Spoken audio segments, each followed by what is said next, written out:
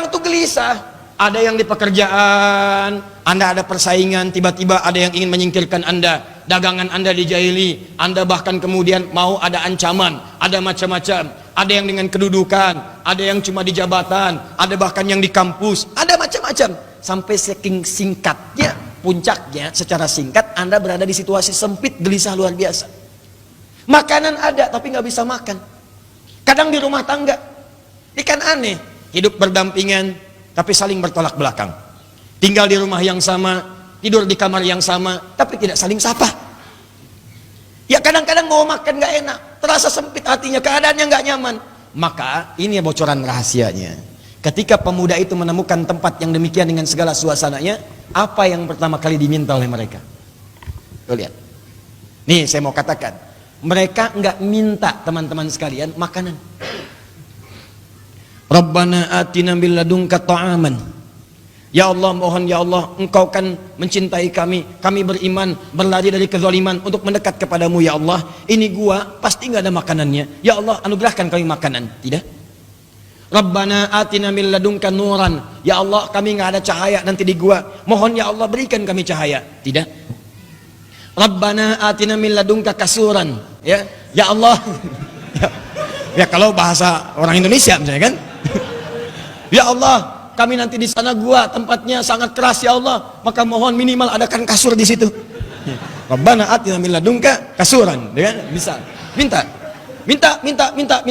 Tidak. Ternyata yang diminta bukan kenyamanan tidur, bukan makanan, bukan cahaya. Mereka meminta dengan satu kalimat yang kalau itu diucapkan semua diberikan. Mereka meminta dengan satu kalimat yang ketika itu diucapkan semua diberikan. Tidur alasnya keras, tapi dibikin tidur nyaman sampai nggak sadar 300 tahun kurang lebih tidur. Antum alas nyaman, 3 menit sekali bangun. Kenapa Pak? Mimpi ketemu siapa? Sate 200 tusuk. Bang. Masalah lagi. Ini alasnya luar biasa keras. Alas keras, cahaya itu terbatas, makanan hampir nggak ada, tapi dibikin tidur nyaman, saking nyamannya 309 tahun. Wah, mau kayak gitu tidur 309 tahun?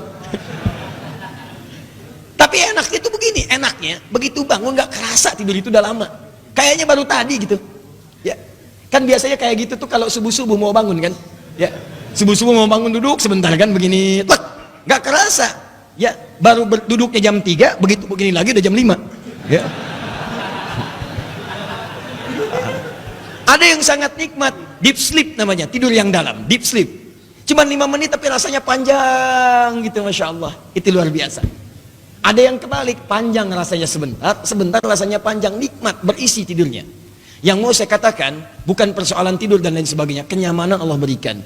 Ketika diminta satu, semua diberikan. Apa doanya? Lihat kalimatnya.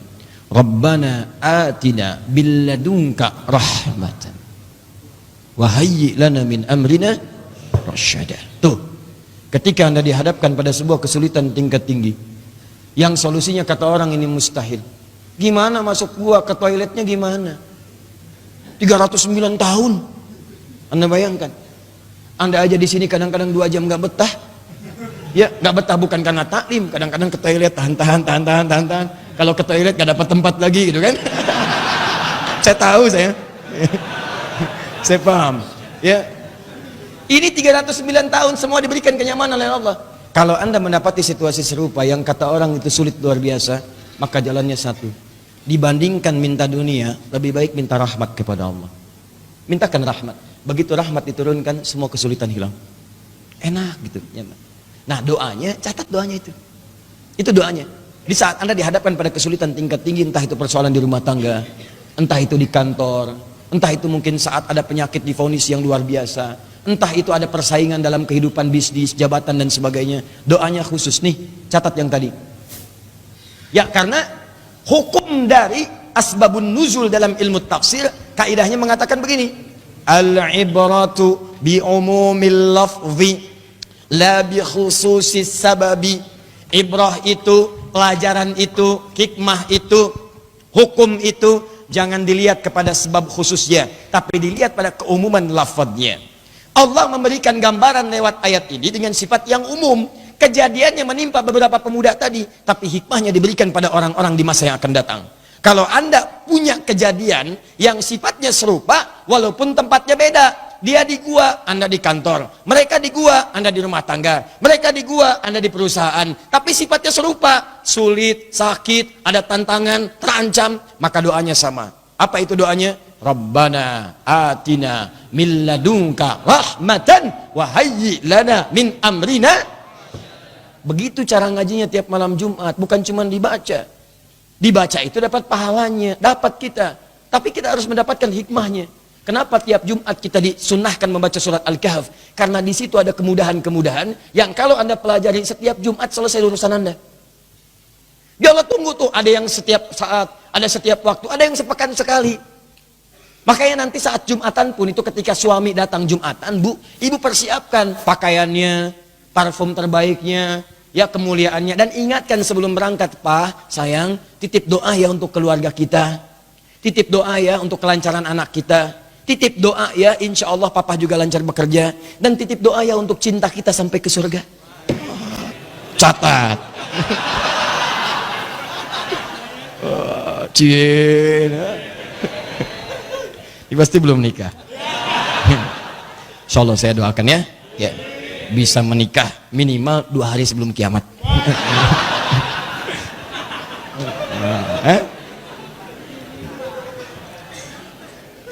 Nah, catat doanya ya. Jadi hafalkan doanya, tapi cara mintanya bukan cuma di lisan. Kalau di lisan juga semua orang bisa. Bahkan semua orang baca. Dan kebanyakan orang sekarang ketika berdoa tidak dengan rumusnya. Kan saya katakan di pertemuan lalu. Lihat rumus berdoa ini, lihat rumusnya, lihat sifatnya. Buka Quran surah 7 ayat 205. Ini caranya. Cara memintanya. Quran surah ke-7 ayat 205. Wadhkur rabbaka fi nafsika tadarru'a wa khifata wa dunal jahli minal qaul. Wa dunal jahri minal qaul. Lihat baik-baik. Wadhkur rabbaka. Ayat ini berbicara tentang doa. Dan mohonlah kepada Rabbmu. Doa, minta. Nah, kalimat doanya dengan zikir. Sedangkan zikir itu adalah segala yang mengingatkan kepada Allah. Salat disebut zikir karena saat salat kita diminta ingat Allah, bukan ingat WhatsApp, bukan ingat kunci mobil, bukan ingat makanan, bukan ingat snack, bukan ingat macam-macam. Begitu salat yang diingat Allah. Makanya di Abu Daud nomor hadis 857, Anda katakan Allahu Akbar. Sekarang ini cuman Allah yang agung, yang lain nggak ada. Buang urusan dunia ke belakang. Di begitu Anda takbir, buang urusan dunia ke belakang. Yang diadakan cuma Anda khusyuk mengingat Allah. Allahu Akbar. Semua hanya Allah yang Akbar. Maaf, yang lain tidak. Kebanyakan orang tidak khusyuk itu, lisannya mengucapkan Allahu Akbar, tapi di pikirannya apa yang terjadi? Maaf, duren hu Akbar. Juz Al-Pukat hu Akbar. Maaf, Facebook hu Akbar. WhatsApp hu Akbar. Handphone hu Akbar. Saking diagungkannya handphone, kadang-kadang ada orang yang sudah siap ngangkat dalam sholat. Sengaja diaktifin handphonenya karena ada janji dengan temannya. Begitu takbir Allahu Akbar, tang ting tung ting tang ting tung tang ting tung ting tang ting tung. Halo? Gimana gitu Anda menduakan Allah dalam ibadah? Maka salat disebut dengan zikir. Quran surah ke-20 ayat ke-14. Innani anallahu la ilaha illa ana fa'budni wa aqimis salata li dzikri. Tunaikan salat sebagai zikir kepadaku. Maksud zikir itu ingat. Maka saat Anda berdoa, kenapa di ayat ini doa disebut zikir? Maka ketika Anda bermohon itu sepenuhnya hadirkan kekhusyuan untuk mengingat Allah. Khusyukkan hati Anda. Dia bukan cuma di lisan. Hati Anda tuh fokuskan, hati Anda, pikiran Anda, mohon sambungkan. Bikin Anda sebuah jaringan yang mantap, sinyalnya langsung terhubung kepada Allah. Frekuensinya samakan. Maksudnya apa? Hadirkan kekhusyuan. Wadhkur rabbaka fi nafsika. Makanya bahasanya nafas. Yo, jiwamu itu hadirkan, fi nafsika, hadirkan dalam jiwamu. Jangan cuma lisannya yang bicara, tapi hatinya kemana-mana. Maka hadirkan dalam jiwa Anda kekhusyuan untuk memohon kepada Allah. Minta sepenuh hati. Tadarru'an wa khifatan wa dunal jahri. Mohon dengan khusyuk, dengan tawadhu. Dan barangkali Anda mohonkan dengan penuh harapan. Takut kalau itu tidak terijabah oleh Allah subhanahu wa ta'ala. Maka mereka memohon dengan khusyuk kepada Allah. Rabbana, atina billadunka rahmah. Ya Allah, sekarang ini tidak ada yang bisa menolong kami. Semua mengatakan kami nggak bisa bersembunyi.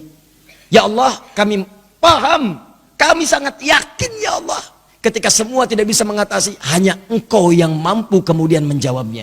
Makanya kalimatnya milladunka, dari sisimu saja, bukan yang lain.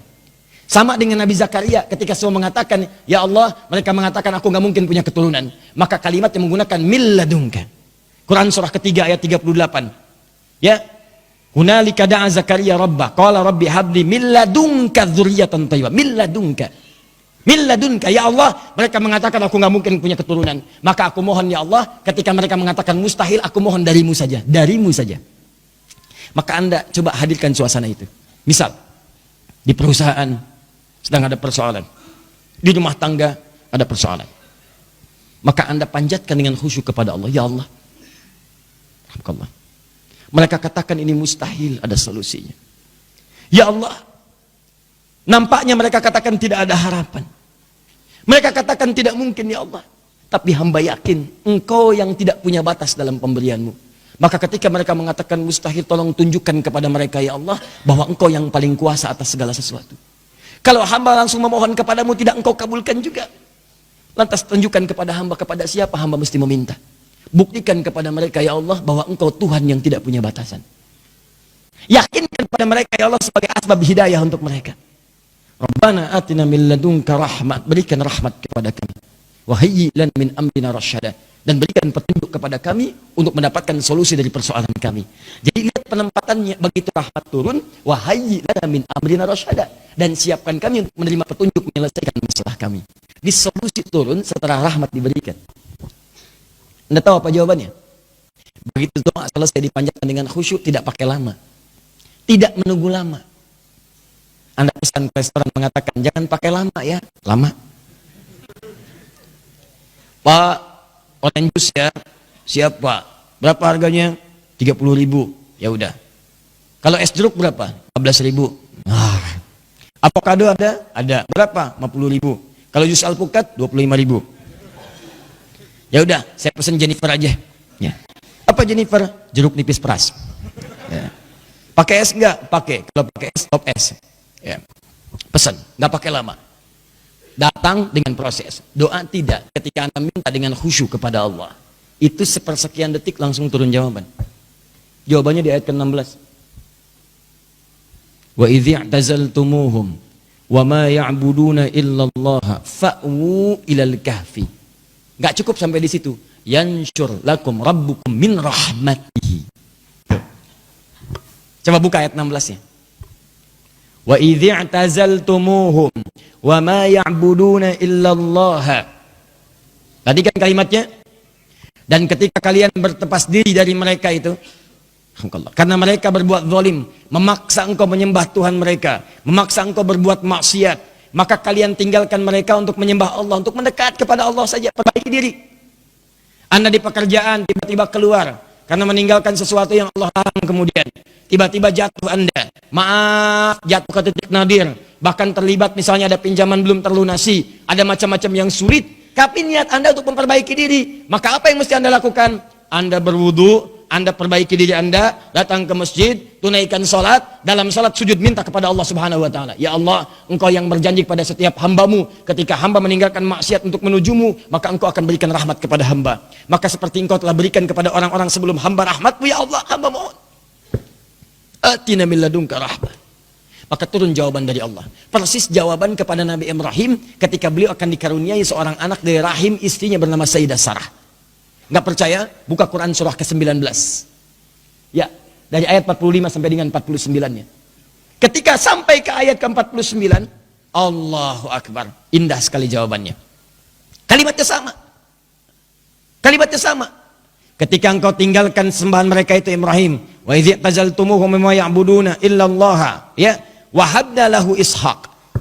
Ketika engkau tinggalkan sesembahan mereka itu, dan apa yang mereka kemudian sarankan kepadamu, bahkan engkau dicaci, engkau dimaki, engkau dibakar, engkau diusir, engkau bertahan untuk mendekat kepada Allah, maka kami hadiahkan kepadamu sekarang sesuatu yang tidak pernah ditemukan sebelumnya. Kami beri kabar istrimu akan mengandung bayi yang sangat cerdas, namanya Ishaq. Bahkan Ishak nanti punya keturunan lagi, Yakub. Bahkan Yakub punya keturunan Yusuf, sampai dengan ketemu dengan Imran. Imran kemudian melahirkan lewat istrinya Maryam. Maryam melahirkan Isa alaihissalam. Tuh lihat. Jadi kalau rahmat itu sudah turun, itu Itu semuanya tuh terus berlimpah datang. Maka Allah jawab di ayat 16-nya. Wa izi' tazaltumuhum wa ya'buduna illallah. Maka apa yang terjadi? Fa'wu ilal kahfi. Silahkan kamu berlindung ke gua. Jadi yang tadi pemudanya itu idh awal fityatu ilal kahfi. Mereka berinisiatif berlindung ke gua. Mohon sebelumnya kepada Allah. Maka turun jawaban dari Allah. Kamu pengen ke gua? Masuk ke gua. Udah gak usah kemana-mana kata Allah. Yansur lakum rabbukum min rahmati. Maka Allah akan turunkan kepadamu bagian dari rahmatnya. Tuh Allah menggunakan kalimat min rahmatihi. Bukan rahmatahu. Kalau rahmatahu semua rahmatnya turun ke situ. Tapi kalau min harfu tab'id sebagian dari rahmat Allah. Begitu Allah turunkan sebagiannya, mungkin cuma 0,5%, mungkin cuma 1%, 0,5% aja cukup untuk memberikan kenikmatan pada mereka sebanyak 309 tahun.